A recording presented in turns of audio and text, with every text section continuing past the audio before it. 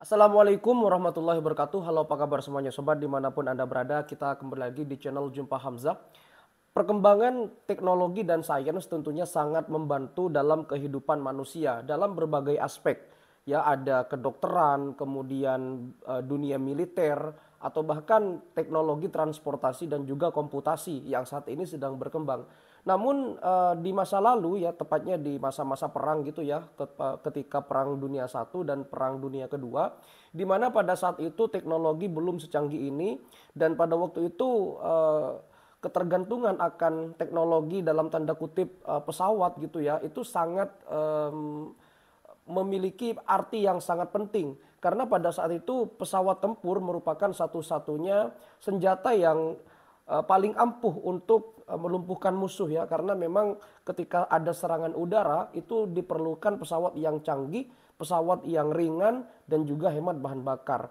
Nah, semua negara pada waktu itu berlomba-lomba untuk menciptakan pesawat yang memiliki inovasi dan juga teknologi paling mutakhir di zamannya.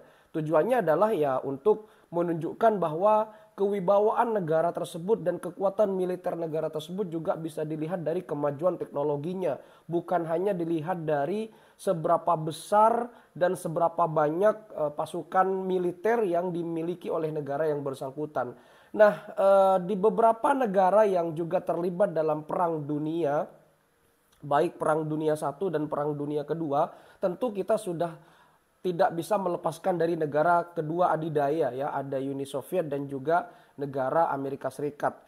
Yang mana Uni Soviet adalah negara yang dulu memang pernah merajai baik itu teknologi dan lain sebagainya. Tetapi ada satu negara di kawasan Asia yang memiliki teknologi juga yang tentunya ini bisa membuat ketar-ketir bangsa barat dan bangsa Eropa lainnya pada masa lalu ya, tepatnya di masa perang, di mana kawasan Asia ini yang berjuluk matahari terbit itu ternyata memiliki sebuah pesawat yang paling ditakuti ya ketika masa-masa perang. Nah, pertanyaannya, dari manakah negara matahari terbit maksud saya, atau Jepang menciptakan teknologi secanggih itu? Padahal waktu itu negara Jepang ya, terutama negara di kawasan Asia itu belum seperti sekarang teknologinya. Dari mana sih mereka belajar dan kok bisa pesawatnya secanggih itu? Ini yang akan kita coba kaji dan kita coba bahas. Ayo kita lihat seperti apa kecanggihannya dan putar dulu intronya.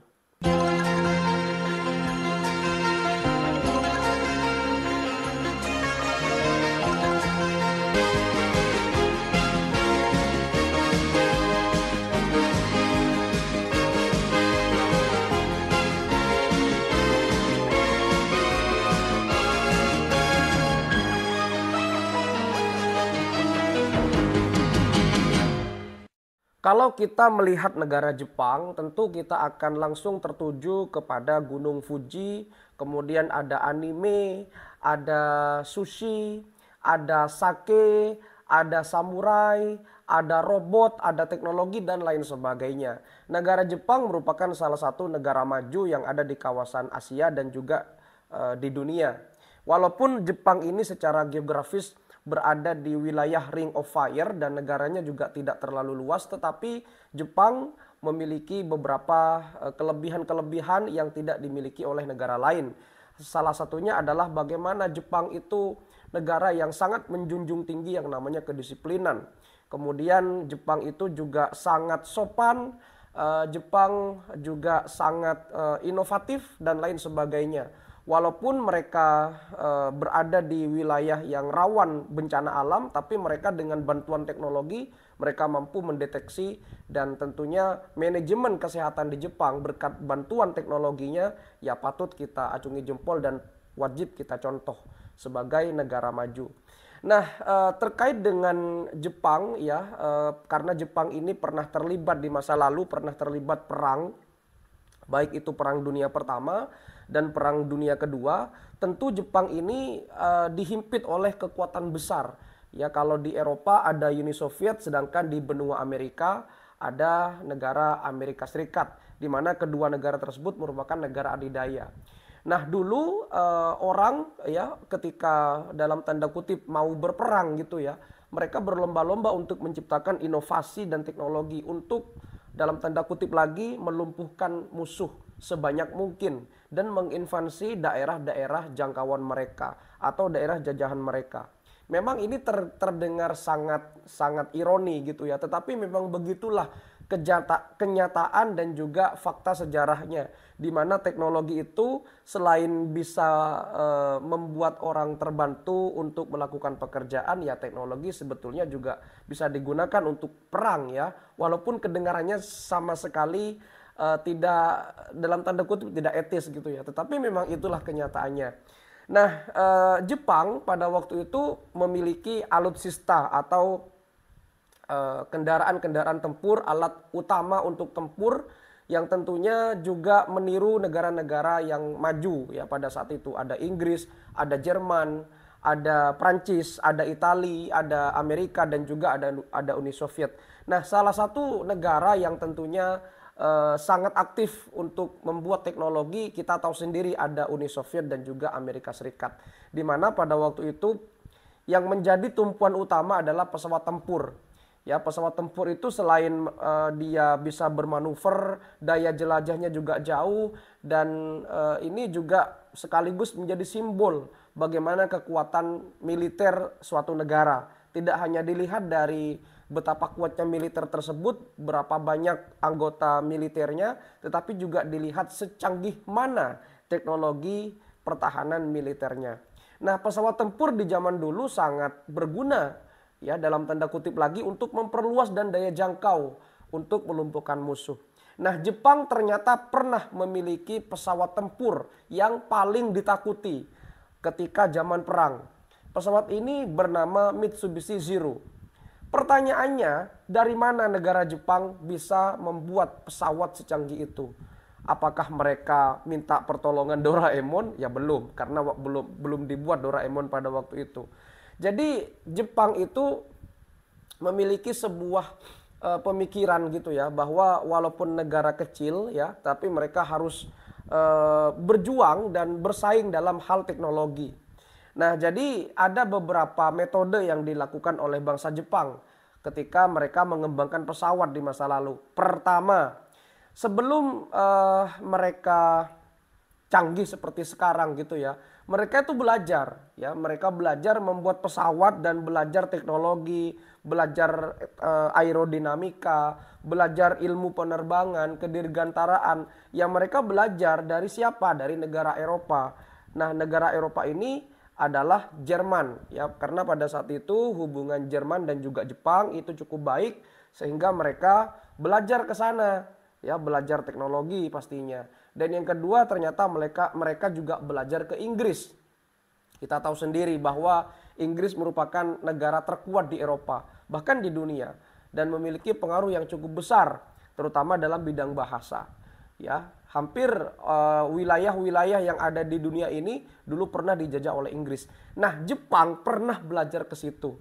Jadi bisa dibayangkan betapa beruntungnya Jepang bisa belajar langsung ke Jerman, bisa belajar langsung ke Inggris, yang notabene pada waktu itu negara-negara yang sudah disebutkan tadi adalah negara yang besar di kawasan Eropa selain kawasan Eropa Timur yang tentunya ada Uni Soviet. Kemudian Jepang ini sebelum era peperangan gitu ya, pemerintah Jepang pada waktu itu memberikan beasiswa besar-besaran untuk pemuda-pemudinya agar belajar ke benua Eropa dan Amerika. Yang nggak hanya ke Jepang, nggak hanya di Jerman dan di Inggris sih, mereka juga dikirim ke negara-negara lain di benua Eropa untuk belajar aerodinamika gitu, untuk belajar teknologi, sehingga mereka nanti ketika balik ke Jepang mereka siap untuk mengabdi. Dan yang berikutnya adalah mereka inovasi sendiri, karena mereka sudah belajar dari Jepang, mereka sudah belajar dari Jerman, mereka juga sudah belajar dari Inggris, sehingga mereka udah bisa berpikir dan bisa berkonsep. Nah, konsepnya tersebut dituangkan untuk sebuah pesawat tempur yang bernama Mitsubishi Zero.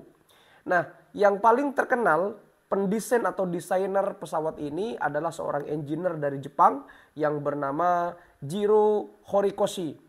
Nah, beliau ternyata adalah salah satu desainer atau perancang dari pesawat Mitsubishi Zero. Kelebihan Mitsubishi Zero pada waktu itu adalah manuvernya yang sangat ekstrim sehingga ditakuti oleh para musuh.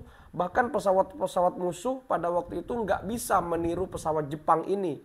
Daya jelajahnya sangat jauh tetapi sangat efisien dan hemat bahan bakar. Walaupun pada waktu itu belum ada yang namanya fuel injection atau teknologi injeksi. Tapi Mitsubishi Zero ya yang sekarang ini menjelma menjadi perusahaan mobil ternyata dulu adalah perusahaan yang bergerak di bidang pesawat tempur.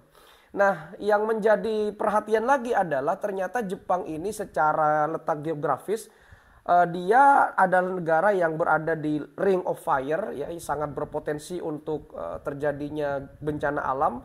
Tetapi Jepang ini juga sedikit memiliki sumber daya alam sehingga mereka memerlukan pemasok atau supplier untuk pemenuhan sumber daya alamnya ya untuk bahan bakar, untuk bahan pembuatan pesawat dan pemasok utamanya adalah Amerika.